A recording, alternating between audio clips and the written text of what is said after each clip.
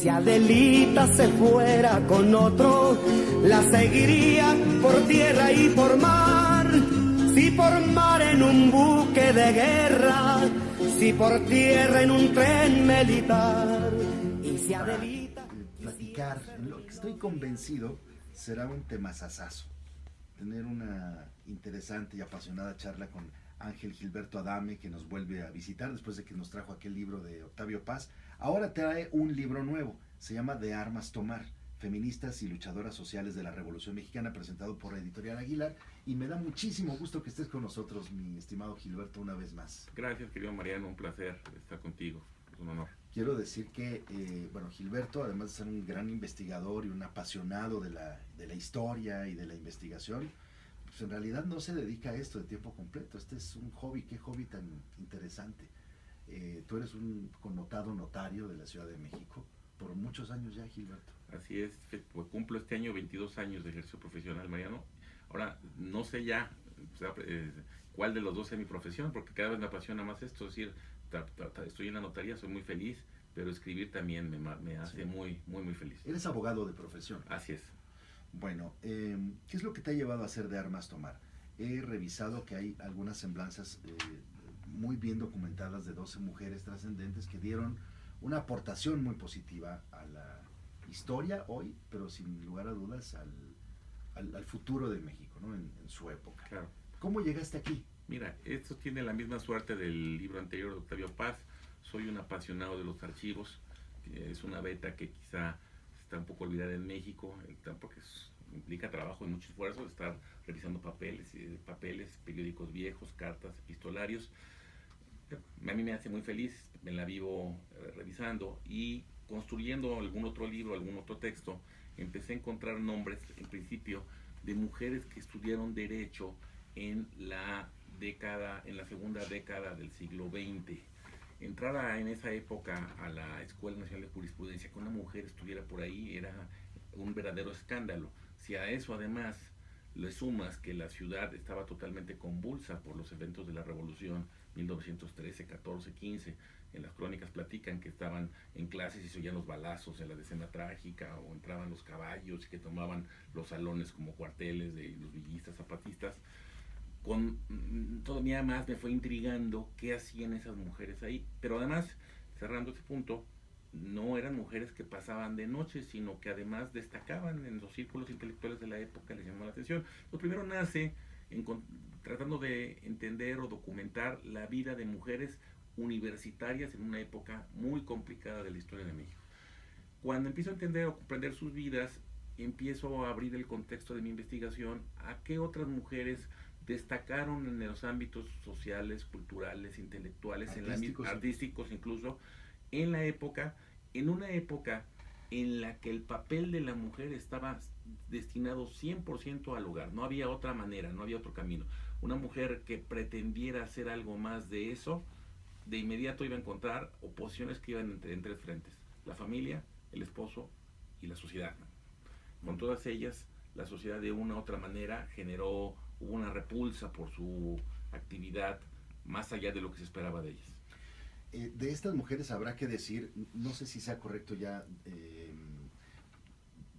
denominarlas dentro del campo del feminismo, porque en todo caso para la época era, como bien resaltas en una reseña, una postura ideológica muy poco conocida, mal vista sin duda. Claro. Eran personas que editaban sus propias ideas a través de algunos periódicos, que lideraban grupos estudiantiles, que no eran cómodas. Claro. Yo entiendo el feminismo como una de las características del feminismo, como una conciencia de género. Aquí no había de ellas esa conciencia, es decir, no veían sus pasos en función también de lo que hacía la otra. ¿Por qué? Porque primero estaban intentando salir a la luz ellas mismas, ellas solas. Si tú lo quieres ver así, yo las veo, no podemos entender el feminismo de ahora sin comprender la vida de ellas como unas pioneras con esfuerzos individuales, aislados, para ir destacando ellas solitas. Bueno, pues vamos a entrar en materia. Mencionemos algunos nombres. Esto se va a poner muy sabroso. Bueno, arranco el libro. Traté de hacerlo, como bien dijiste, tratando de abarcar varios aspectos de la cultura, Y arranqué con Matilde Montoya, la primera doctora médica mexicana, que lo repitió ya 2 o 3 veces, y bueno, a ver si alguien me toma la palabra. Se me hace una injusticia que en la colonia de Doctores no haya una sola calle con el nombre de Matilde Montoya, solo hay por ahí un busto olvidado en un parque en Aguatemoc.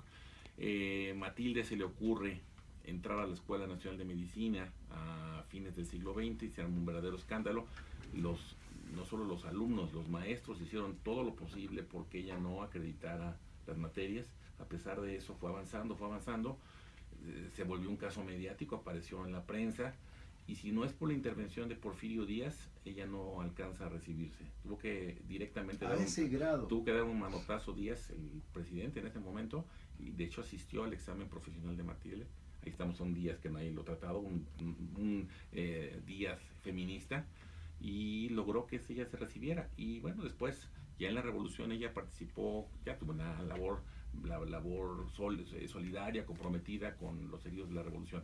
Pero yo lo que quise destacar era el ambiente que hizo que contra todo ella lograra entrar a la medicina.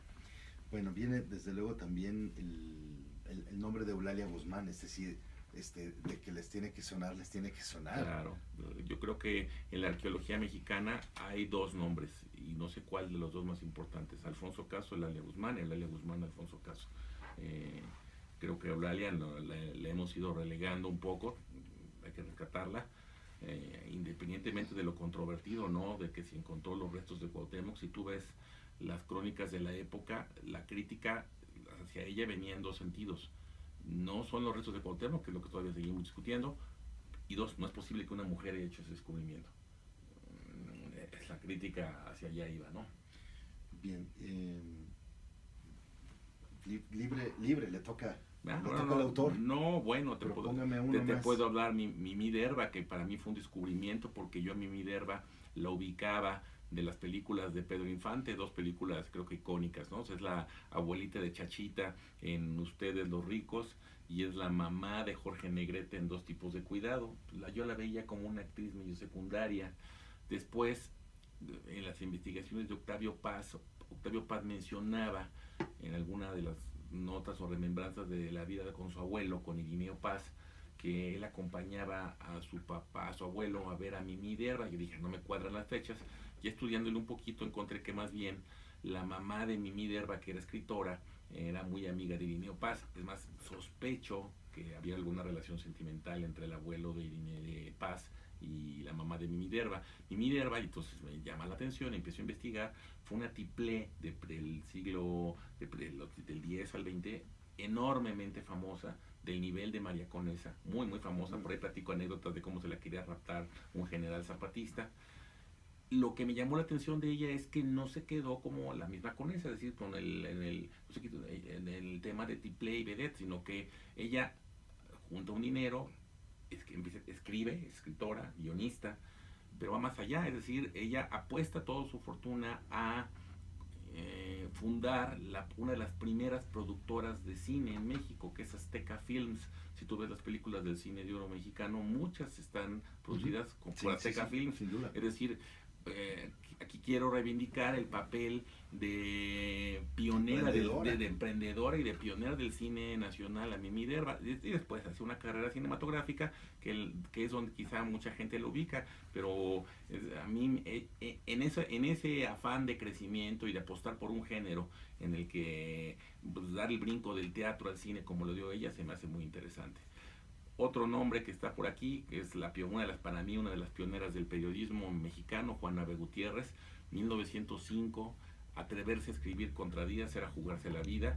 Ella se suma al esfuerzo de los Flores Magón. Los Flores Magón, pues, uno de ellos acabó en la cárcel en los Estados Unidos, estuvieron en la cárcel, entraban y salían. Pues allí estaba una mujer que también fundó un periódico por sí misma. Se enfrentó a un rechazo terrible después de los Flores Magón, de una misoginia tremenda por sus preferencias sexuales. Ahí hay unas cartas muy fuertes.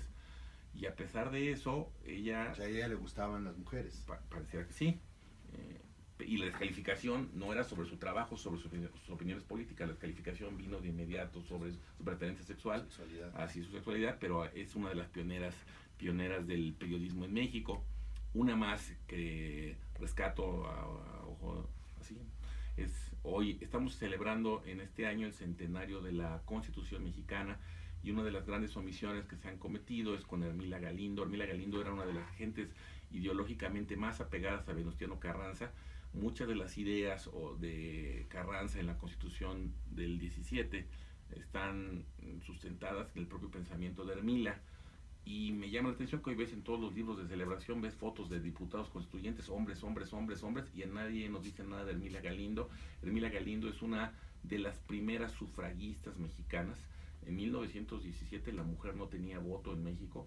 Hasta el 17 de octubre de 1953, es decir, 40 años después de esa fecha, la mujer mexicana pudo votar, y ahí teníamos a Ermila apoyando, insistiendo en que debía darse el voto a la mujer, que debía buscándose una igualdad con la posición del hombre. Al final cerré, por decirte una más, cerré un capítulo con una breve nota de la primera ingeniera mexicana. Cuando yo estudié en la Facultad de Derecho, yo estudié en 1985, ya un ratito, pero bueno, no tanto en momentos históricos. La Facultad de Ingeniería todavía se le conocía como la isla de los hombres solos. Es decir, no había una mujer, no, te lo juro, porque no se paraba una mujer. Oye, ido cambiando. En 1929 o 30 se le ocurrió a una mujer entrar a la Facultad de Ingeniería, me imagino, moverse en el ambiente, y lo logró. Ahí está, y es Concepción Mendizábal. Narré la historia de una náufraga en la isla de los hombres solos. El autor de este libro se llama Ángel Gilberto Adame, es abogado, notario, y ahora, bueno, pues un hombre apasionado en la investigación histórica. Ángel Gilberto Adame escribió De Armas Tomar, que es publicado por Editorial Aguilar. Me interesa mucho que platiquemos de todo este contexto histórico que has documentado en este libro, traído a la actualidad. ¿Por qué, desde tu punto de vista, sería importante hoy más que nunca, desde mi humilde punto de vista, no solo tener estas historias como referente, sino reivindicar el papel de la mujer en nuestro país? Bueno, creo yo, estas mujeres vivieron una situación que no viven las mujeres de ahora. Es decir, a ellas les debemos algo. Hoy el contexto jurídico, además del social y el cultural que les tocó vivir a ellas, el contexto jurídico que les tocó vivir era totalmente adverso. La mujer de esta época, estas mujeres, la misma ley señalaba que la mujer no podía hacer nada sin el consentimiento de sus padres, de su marido o de sus hijos. Las de hoy, que tienen unas luchas legítimas, válidas, por lo menos no están luchando en que se modifiquen los marcos jurídicos que les permitan desarrollarse. Esa libertad. Esa libertad, es decir, estas feministas de hoy les deben a estas el haber quitado la traba legal que las iba limitando, que las limitaba. Hemos avanzado mucho. Yo creo que la mujer ha avanzado mucho en los espacios. Otra vez regreso a mis historias de escuela. Cuando yo estudié en 1985 en la Facultad de Derecho, el promedio era 70% hombres, 30% mujeres en las aulas. Hoy que doy clases, 60% son mujeres, 40% son hombres. Es decir, le estamos dando la vuelta, y me cuesta trabajo encontrar una norma jurídica que discrimine a la mujer tal como las había en 1917, tal como las había hasta 1953. Entonces, yo creo que estas feministas, las feministas de ahora, tienen un válido y un antecedente en estas mujeres para reconociendo ese avance. Oye, hemos avanzado, hoy la mujer está al mismo nivel del hombre. Creo que culturalmente nos falta mucho, todavía falta. Y otro ejemplo que te pongo, el reconocimiento más importante que se puede dar en este país a un ciudadano o ciudadana mexicana es la medalla Belisario Domínguez. Hace más de 30 años que no se lo han querido dar a una mujer. Se lo han preferido dar a muertos antes de dárselo a una mujer. La última que se lo dieron fue a Griselda Álvarez. Ese tipo de, eso. La ley no dice que tiene que ser hombres. Ese tipo de cosas no las superamos. Eso justo es lo que te iba a decir. Es que más que marcos jurídicos o más que modificar algún artículo en la Constitución, creo que ya estamos mucho más allá de eso. Claro. Bueno, nomás faltaba, ¿no?, que a estas alturas del siglo XXI todavía estuviéramos peleándonos con derechos básicos o muy elementales a favor de las mujeres, como tristemente ocurre todavía en otros países, ¿no?, claro, o en otras culturas. Sin embargo, está claramente documentado que en general las mujeres ganan menos por hacer los mismos trabajos que hace un hombre en empresas, por ejemplo, ¿no? Que hay distancias también muy grandes en términos de los derechos que las mujeres deben tener cuando hablamos de que pues una mujer que decide ser mamá entra a un terreno de vulnerabilidad realmente muy grande cuando se trata de sus derechos laborales, cuando en fin, no hablemos del caso de feminicidios y otro tipo de cosas en donde tenemos tristes desventajas en contra de las mujeres, pero sin embargo me parece, por decirlo menos, de una enorme justicia que he recuperado algunos de estos nombres y que nos lleven a una reflexión hacia dónde queremos estar, hacia dónde queremos ir. Estoy de acuerdo contigo, quizá la lectura de este libro, el recordar a estas mujeres que de entrada se me hacían justo que estuvieran olvidadas en el papel de la historia. La historia se ha venido escribiendo, por lo menos la historia de la Revolución se escribió, tenemos claro quién era Zapata, quién era Carranza, quién era Villa, pero pues nadie sabía quién era Juana B. Gutiérrez, Mila Galindo estaba muy olvidada. Mi intención es poner sobre la mesa estos nombres que para bien o para mal generaron un cambio, en su rebeldía generaron un cambio, que hoy permite que las causas de la mujer no se limiten a estar buscando cambiar la ley. Como país tenemos que avanzar muchísimo, tienes toda la razón del mundo. Oye, este libro te lo presentó en el Palacio de Bellas Artes Elena Poniatowska, estuvo allí Carla Iberia Sánchez. Un honor, uno de los eventos más emocionantes de mi vida. Quiero que me cuentes de ese momento. Mira, yo, ya te lo dijiste, yo soy abogado de profesión. Cuando uno estudia esta carrera, pues piensa en, luego notario, pues piensa en firmar escrituras, en ayudar en cuestiones jurídicas a la gente. Soy escritor investigador primero y escritor por casualidades de la vida. Siempre me ha gustado leer. He estado en esa aula Manuel M. Ponce varias veces. Ahí conví alguna vez a Octavio Paz, a Carlos Fuentes, presentando libros, ya por decirte todos los grandes nombres. Y tener el honor de estar yo sentado del otro lado, dice, wow, ¿hasta dónde he llegado? Sin quererlo, ¿hasta dónde he llegado? Y que estuviera ahí la maestra Poniatowska, Carla Iberia, que es una gran mujer en el sentido del periodismo, la tuve muchísimo, es una gran amiga, y me sentir arropado de amigos lo hace muy emocionante.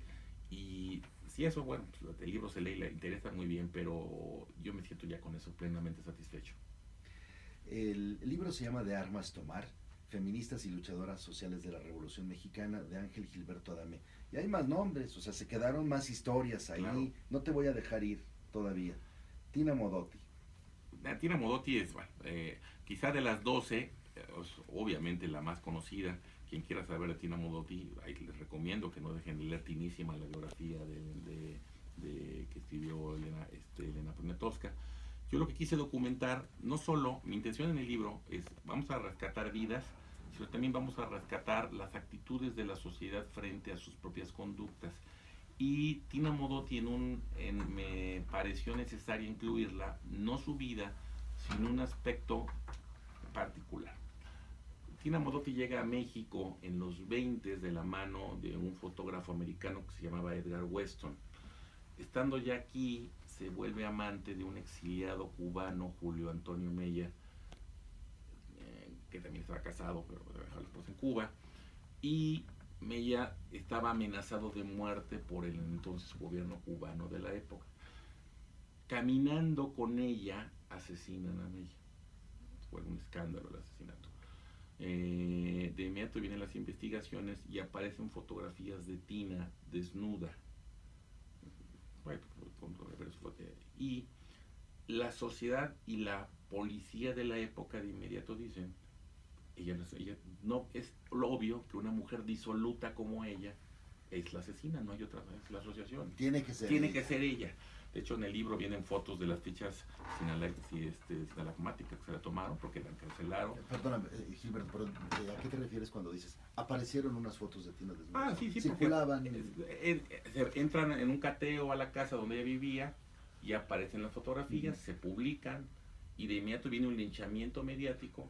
Esta mujer disoluta tiene que ser la asesina, no hay otra explicación. Y la prensa y la policía y todo caminó en función de que ella era la asesina. algunos la defendieron, Diego Rivera, entre ellos. Las investigaciones dieron a la luz que no, que fue un complot de en ese momento el gobierno cubano, el que mandó a asesinar a Miguel. Menos mal, pero ella acabó expulsada del país. En 1930 le aplicaron el 33 y salió. Entonces, rescaté el episodio para demostrar que en la época de Tina, la sociedad mexicana, entre otras cosas, tampoco aceptaba el libre ejercicio de la sexualidad de una mujer. Muy bien, ustedes pueden enterarse a detalle y a fondo de todas estas historias. Palma Guillén, Clementina Batalla, María Arias Bernal, Adelaida Argüelles, María del Pilar Moreno Díaz, Concepción Mendizábal y las que hemos referido antes aquí en el libro de Ángel Gilberto Adame, De Armas Tomar. Este se va a convertir en un clasicazo, ya verás. Ojalá que sí. Gracias. Y pues muchas gracias por haber venido al programa. Gracias también por compartirnos estas historias y sin duda alguna con la promesa de que nos sigamos viendo con tus próximas investigaciones. Gracias, Mariano, un honor. Al contrario. Ángel Gilberto Adame, De Armas Tomar, aquí en Joya 93.7. Es publicado por Aguilar, por lo tanto está disponible ya en todos lados. Así es. ¿Vas a tener firmas? ¿Vas a tener alguna presentación? A lo mejor por ahí, esa de Bellas Artes, estoy todavía aquilatando la de Bellas Artes, pero algo informaré por ahí. Así es, claro que sí. Gracias, hasta luego. Si Adelita se fuera con otro, la seguiría por tierra y por mar. Si por mar en un buque de guerra, si por tierra en un tren militar.